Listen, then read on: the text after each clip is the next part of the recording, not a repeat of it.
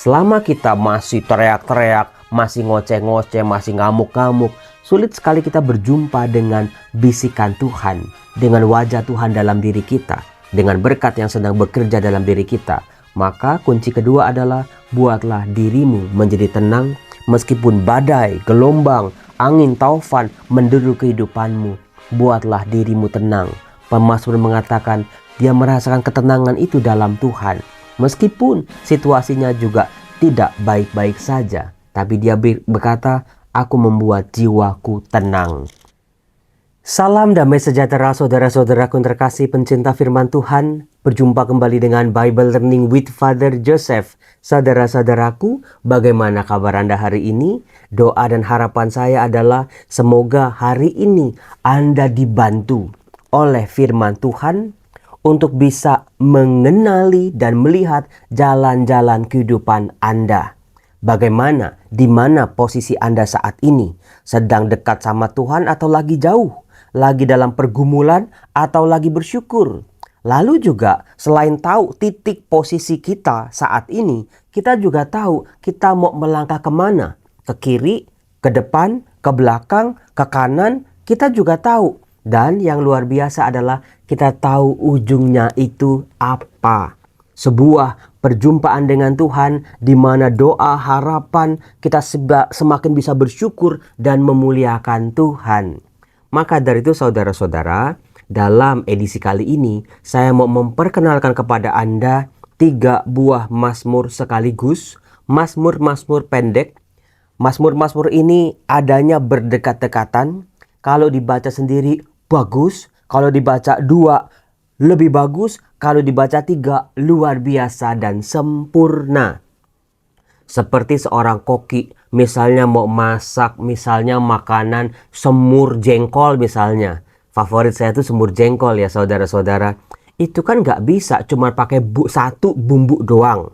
Misalnya garam doang bikin semur jengkol, mau jadi apa Romo? Pasti ada bumbu-bumbu yang lain. Ketika bumbu-bumbu itu dikolaborasikan, disatukan dengan porsinya masing-masing, kita akan melihat menghasilkan makanan yang sangat lezat. Nah, maka dari itu, ketika Anda membaca firman Tuhan, khususnya kitab Mazmur, Anda juga bisa melakukan hal yang sama kok.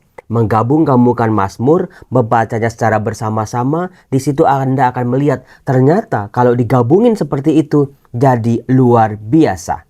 Nah, Mazmur-mazmur yang mau saya gabungkan adalah yang pertama Mazmur 130, yang kedua Mazmur 131, yang ketiga adalah Mazmur 138. Apa aja itu Romo? Mazmur 130, ini keren banget, titik berangkatnya. Seruan dalam kesusahan. Cocok banget Romo, hidup saya lagi susah. Seperti si pemazmur, saya lagi susah Romo, banyak pikiran, banyak tagihan, banyak cicilan, banyak tantangannya Romo. Saya tuh hidup maunya kan bahagia Romo, tapi gimana? Punya anak makin tambah beban, punya pekerjaan nggak punya kejelasan, punya penghasilan tapi tanggal 5 habis gajian aja udah langsung habis Romo. Banyak sekali hal-hal yang membuat kita susah dalam hidup ini. Tapi Anda harus menyadari kesusahan hidup itu perlu kok kadang-kadang. Karena kalau kita tidak pernah merasakan kesusahan hidup, susahnya cari duit, susahnya cari rezeki, susahnya cari nafkah itu, kita akan mudah sekali menyia-nyiakan apa yang kita punya. Setelah kesusahan, kita jadi tahu ternyata hidup itu memang punya makna, punya arti, dan sangat berharga. Nah nanti di Mazmur bab 131 inilah dia. Kalau udah susah terus mau ngapain? Bagus sekali Mazmur bab 31 dikatakan menyerah kepada Tuhan. Kadang-kadang kita udah berusaha, kita udah berjuang, kita udah cari jalan. Segala daya upaya sudah kita tempuh, tetapi ujung-ujungnya pada akhirnya membawa kita pada sebuah penyerahan kepada Tuhan. Nah, di situ saudara-saudara, Anda akan melihat bagaimana mazmur-mazmur kemudiannya mengajak kita untuk percaya pada Tuhan, untuk hidup dalam persaudaraan, untuk memuji nama Tuhan, sampai pada akhirnya nanti di Mazmur bab 138 adalah nyanyian syukur atas pertolongan Tuhan. Itu ujungnya sebuah rasa syukur. Iya Romo, saya mau hidup saya tuh banyak syukurnya daripada banyak ngeluhnya. Capek Romo ngeluh terus, dikeluhin juga masalah tetap ada. Makin saya mengeluh, masalahnya makin bertambah Romo. Mendingan saya mau bersyukur. Tapi Romo, gimana mau bersyukur kalau hidup saya aja begini Romo? Saya pengen jadi kayak orang-orang Romo. Wah, misa syukur, makan bersama syukuran gitu ya. Ada perayaan demi perayaan. Karena ada yang disyukuri. Lah kalau hidup saya Romo, apa yang mau saya syukuri? Malu. Kalau saya undang teman-teman saya gitu ya, mau diajak makan apa? Apa yang mau disyukuri? Nah, saudara-saudaraku terkasih, dari sini kita bisa belajar. Yuk, habiskan energi kita untuk bersyukur. Jangan untuk mengeluh, jangan untuk meratap, jangan untuk menangis, jangan untuk kecewa, apalagi marah. Biarlah seluruh hidupku, di sisa hidupku ini, Romo, saya mau banyak-banyak bersyukur. Energinya habis di rasa bersyukur. Karena apa? Kalau energi kita habis buat mengeluh, kok anak begini, kok suami begini, kok istri begini, kok pekerjaan begini, kok tetangga begini, kok cicilan begini, begitu, capek. Itu menguras energi kita, energi murni dalam diri kita. Tapi kalau kita mampu bersyukur, terima kasih Tuhan rezekiku seperti ini. Terima kasih Tuhan anak-anakku seperti ini. Syukur kepadamu Tuhan buat segala pemberianmu. Terima kasih Tuhan. Itu bukannya energi yang terkuras, tetapi energi kita malah bertambah. Berkat kita pun makin lama makin banyak. Percaya deh, cara kerjanya itu kok sebetulnya. Mari kita gali saudara-saudara pergulatan pemazmur dalam Mazmur bab 130. Judulnya aja seruan dalam kesusahan. Ya Romo, kalau orang lagi susah apa sih yang diomongin selain keluhan, protes, marah, kecewa, dan teman-temannya itu. Dikatakan begini, dari jurang yang dalam. Jadi ini si pemazmur menggambarkan hidupnya itu udah kayak di dasar jurang. Gak bisa naik, gak bisa. Mau naik jatuh lagi licin, mau naik gak ada pegangan, mau naik gak ada pijakan, mau naik gak ada tenaga, lama-lama capek. Udah kalau udah di dasar jurang yang dalam mau ngapain, tinggal tunggu. Nah itu dia. Aku berseru kepadamu ya Tuhan. Tuhan, dengarkanlah suaraku. Biarlah telingamu menaruh perhatian kepada suara permohonanku. Ini baru satu ayat saudara-saudara, bagaimana pemazmur minta Tuhan denger dong, dikit aja, sepatah kata aja Tuhan denger dong. Biar telingamu menaruh perhatian kepada seruan permohonanku. Ini pasti bukan permohonan biasa, bukan untuk milih mau beli ciki atau mau beli green tea gitu, bukan. Ini soal hidup dan mati ini. Apakah Anda pernah ada di posisi seperti ini? Sering Romo, tiap hari bahkan. Jika engkau ya Tuhan mengingat-ingat kesalahan, Tuhan siapakah yang dapat bertahan? Jadi ini si pemazmur dalam kesulitannya dia juga tahu. Dia sadar diri. Dia juga bukan orang baik-baik banget. Dia juga bukan orang kudus-kudus banget. Dia juga bukan orang suci-suci banget lah. Tuhan, kalau engkau menghitung-hitung kesalahanku, siapa sih Tuhan yang bisa bertahan? Nah, tapi di saat yang sama pemazmur mengalami, tapi Tuhan padamu ada pengampunan, supaya engkau ditakuti orang. Dia mengalami, di satu sisi mungkin dia sadar ini hidupku yang begini dihukum sama Tuhan, karena dia mungkin pernah punya kesalahan ini dan itu. Tapi Tuhan kalau engkau menghitung-hitung kesalahan, siapa sih yang sanggup? Nggak ada yang sanggup.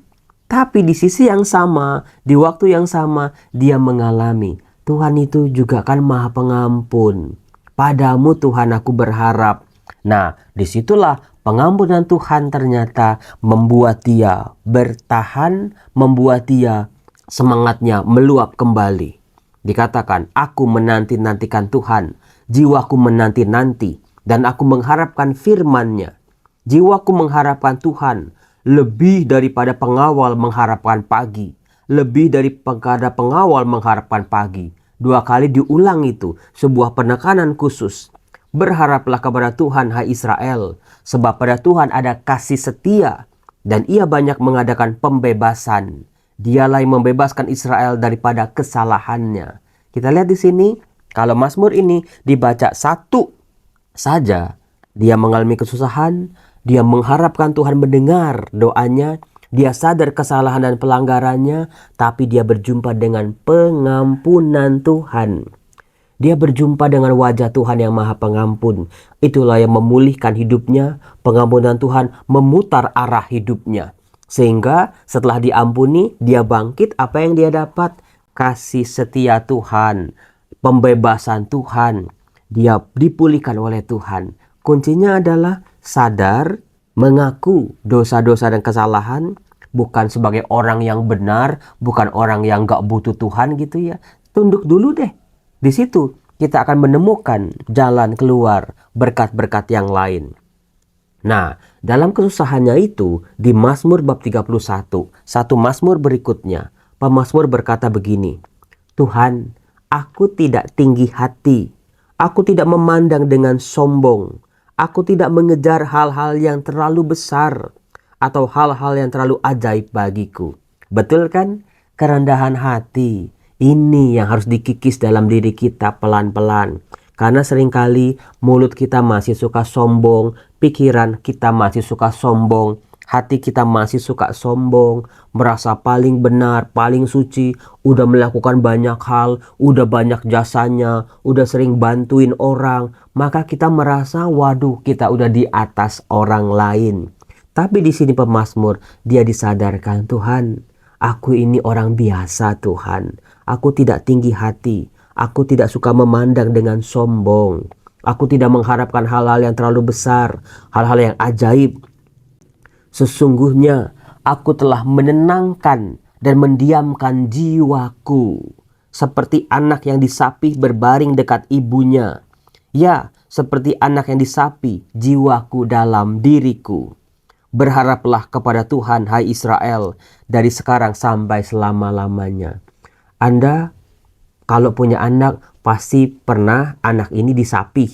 Artinya setelah berbulan-bulan, setahun, 2 tahun disusui ibunya, punya kelekatan dengan ibunya, terus tiba-tiba disapih. Dipisahkan dari ibunya, jangan nyusu sama ibunya lagi. Karena mungkin udah rada gede atau ibunya udah punya kesibukan gitu. Anak yang disapih, emangnya anak yang diem? Wah, itu merengek-rengek, nangis-nangis itu pasti kan. Tapi di sini ada sebuah permainan. Seperti anak yang disapih berbaring dekat ibunya. Seperti itulah jiwaku dalam diriku. Jadi orang yang bergumul itu bukan orang yang harus meledak-ledak. Diekspresikan jiwanya, pikirannya meledak-ledak lalu diekspresikan. Tetapi di sini pemazmur sadar, masalah-masalah yang datang silih berganti, kesusahan-kesusahan yang datang silih berganti, itu tidak menjadi alasan buat dia untuk tidak punya ketenangan, tidak punya kedamaian. Dia menguasai dirinya, berani masuk pada keheningan, berani berjumpa dengan dirinya, sampai pada akhirnya berjumpa dengan Tuhan dan menyerahkan seluruh hidupnya pada Tuhan. Jadi, orang yang bilang saya berserah pada Tuhan bukan orang yang sudah dijawab doanya saja. Bukan orang yang sudah gak punya masalah. Orang yang ada dalam masalah bergumul betul-betul. Tapi dia betul-betul menahan dirinya. Membuat dirinya menjadi tenang. Karena apa? Rahmat Tuhan mulai bekerja dalam dirinya. Selama kita masih teriak-teriak, masih ngoceh-ngoceh, masih ngamuk-ngamuk, sulit sekali kita berjumpa dengan bisikan Tuhan, dengan wajah Tuhan dalam diri kita, dengan berkat yang sedang bekerja dalam diri kita. Maka kunci kedua adalah buatlah dirimu menjadi tenang meskipun badai, gelombang, angin, taufan menderu kehidupanmu. Buatlah dirimu tenang. Pemazmur mengatakan, dalam ketenanganmu, ya Tuhan, hatiku damai. Dia merasakan ketenangan itu dalam Tuhan. Meskipun situasinya juga tidak baik-baik saja. Tapi dia berkata, aku membuat jiwaku tenang. Nah, saudara-saudara, hasilnya akan menjadi luar biasa. Dari kesusahan, berserah pada Tuhan, disinilah banyak orang mengalami turning point, titik balik, perubahan arah. Ternyata kasih Tuhan, keajaiban Tuhan, jawaban Tuhan itu baru bekerja saat kita berserah pada Tuhan kok. Mungkin kalau kita masih belum di titik ini, Tuhan masih belum balikin arah kehidupan kita. Nah, ketika udah balik, ketika udah pulih, ketika udah dibantu dan diangkat oleh Tuhan, jangan lupa untuk bersyukur. Itulah di Mazmur bab 138 dikatakan, "Aku hendak bersyukur kepadamu dengan segenap hatiku." Ini yang dimaksud oleh Romo Yosef di video-video sebelumnya. Bersyukur itu kadang-kadang kita formalitas. Bersyukur kadang-kadang kita juga cuma di mulut aja. Di sini pemazmur berkata, "Aku mau bersyukur dengan segenap hatiku. Di hadapan para Allah aku akan bermazmur bagimu." Di hadapan hal-hal yang seringkali dipuja-puja oleh dunia, aku mau bermazmur bagi Tuhan. "Aku hendak sujud ke arah bait-Mu yang kudus dan memuji nama-Mu oleh karena kasih-Mu, oleh karena setiamu." Lihat, ternyata kasih setia yang tadi dibahas di Mazmur sebelumnya, inilah yang menjadi alasan si pemazmur untuk bersyukur. "Sebab Kau buat nama-Mu dan janji-Mu melebihi segala sesuatu." Benar kan? Ternyata nanti ketika Tuhan menjawab doa-doa kita, itu jauh melebihi daripada yang kita pikirkan, yang kita harapkan kok. Nah, karena apa? Ini ayat 3. Coba tolong diingat-ingat ayat ini. "Pada hari aku berseru, Engkau pun menjawab aku. Engkau menambahkan kekuatan dalam jiwaku." Nah, ini dia kaitan-kaitan dengan Mazmur-Mazmur sebelumnya. Pada saat aku berseru, Engkau pun menjawab aku. Tadi kan di awal di Mazmur 130, dia mohon banget tuh sama Tuhan, "Tuhan, dengarkanlah seruan permohonanku." Setelah dijawab doanya, suara permohonannya dijawab oleh Tuhan, dia berseru. "Pada saat aku berseru, Engkau pun menjawab aku." Bukan cuma menjawab lalu udah, Engkau menambahkan kekuatan dalam jiwaku. Nah, saudara-saudaraku yang terkasih, belajarlah dari 3 Mazmur ini. Karena Mazmur ini akan betul-betul membaca kehidupan kita, menolong kita dalam kesesakan, dalam kesusahan. Saat Anda mulai tidak percaya sama Tuhan karena doa-doa Anda mungkin tidak dijawab. Ketika kenyataan dalam hidup Anda tidak sesuai dengan harapan dan doa Anda. Kecewa, marah, menjauh dari Tuhan, malas berdoa. Bingung Romo dalam rasa marah mau berdoa sama Tuhan. Gimana sih? "Aku membiarkan jiwaku tenang." Begitu kata Mazmur 131 tadi. Disitulah Tuhan akan menjawab. Tuhan akan membuka misteri-misterinya. Ini loh, kalau nanti kalau Tuhan mengabulkan doa-doa kita sesuai dengan keinginan kita, nanti arahnya begini, tambah susah. Tuhan tahu yang lebih baik, maka dibelokkan ke hal yang lain yang mungkin tidak sesuai dengan harapan kita. Tapi Tuhan sedang mau menunjukkan sesuatu yang lebih besar, lebih baik daripada yang kita bayangkan. Saudara-saudara, semangat ya dalam hidup ya. Teruslah berjuang, berusaha, libatkan Tuhan dalam segala usaha kita. Salam damai sejahtera, jangan lupa berdoa. Bye-bye.